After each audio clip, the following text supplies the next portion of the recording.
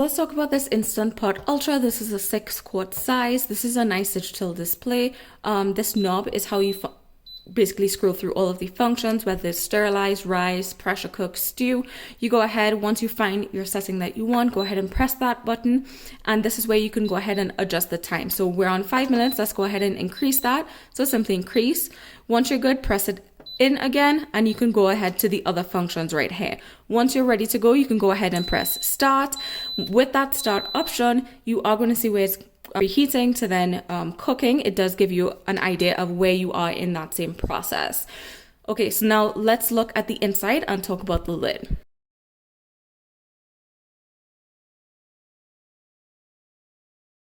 This is the 6-quart container right here, and it does have measurements on the inside. It does tell you up to the max amount of liquid that you can put. This is dishwasher safe, so you can put this in the dishwasher. So let's talk about this lid. So this is, once this button is up, that indicator is going to tell you that it is pressurizing. This is a quick release. You can go ahead and press it down. All the steam is going to come out. While it is cooking, you are going to see a tad bit of steam coming through here. Now on the inside of this lid, you do have this rubber seal. I would recommend taking this out, simply taking it out, as you can see, could come out and washing it, because it does tend to stick with the smells of whatever you're cooking.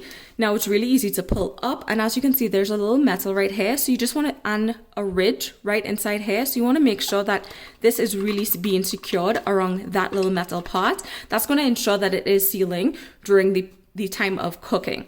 Now another thing right here is this is where the steam is coming out. If you just squeeze on it and pull, it does come out. I also recommend washing this because it also does trap smells. So let's talk about actually securing and closing this lid on to this Instant Pot.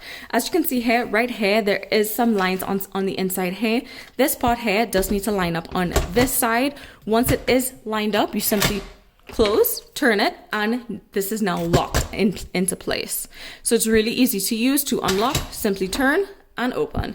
Now there is that open and close that is also marked right here, so in case you do forget.